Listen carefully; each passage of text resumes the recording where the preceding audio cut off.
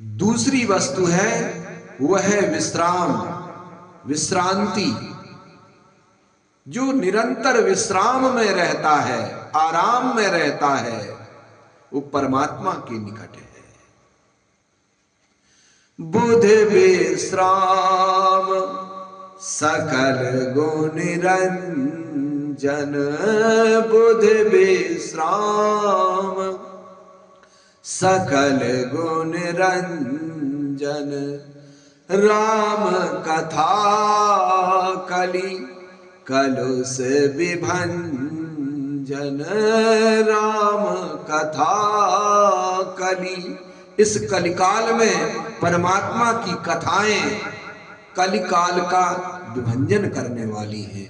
तो निरंतर परमात्मा की कथाएं के निकट जी रहे हैं यदि आप विश्राम में जी रहे हैं। और अगली वस्तु है वो है प्रेम, क्योंकि परमात्मा स्वयं प्रेम है।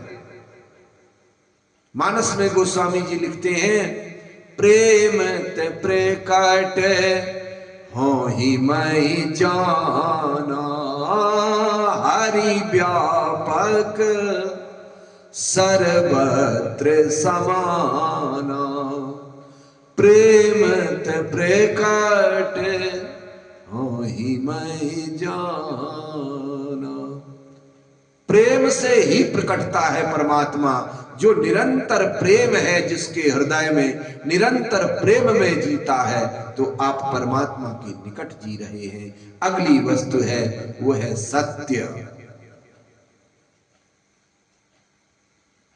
क्योंकि सत्य ही ईश्वर है। गांधी बापू ने पूरे जीवन कहा ईश्वर सत्य है। जब उनको सत्य का अनुभव हुआ तो उन्होंने कहा कि सत्य ही ईश्वर है।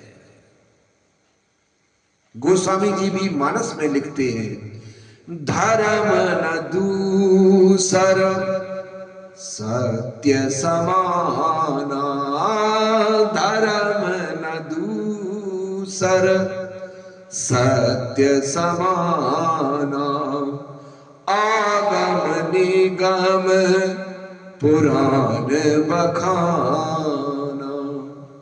अगली जो वस्तु है वो है करुणा।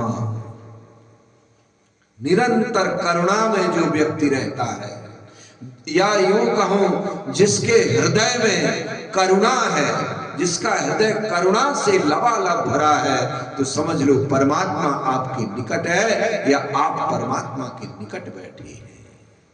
क्योंकि परमात्मा का नाम ही है करुणा निधान।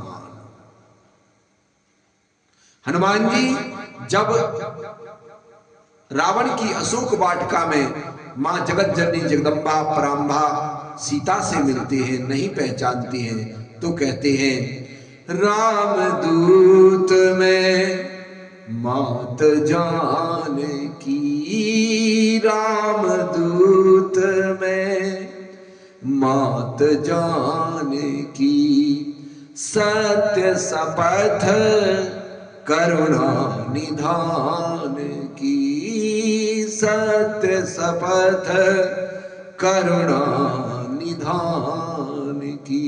वो करुणा निधान है। इसलिए जिस व्यक्ति में करुणा है,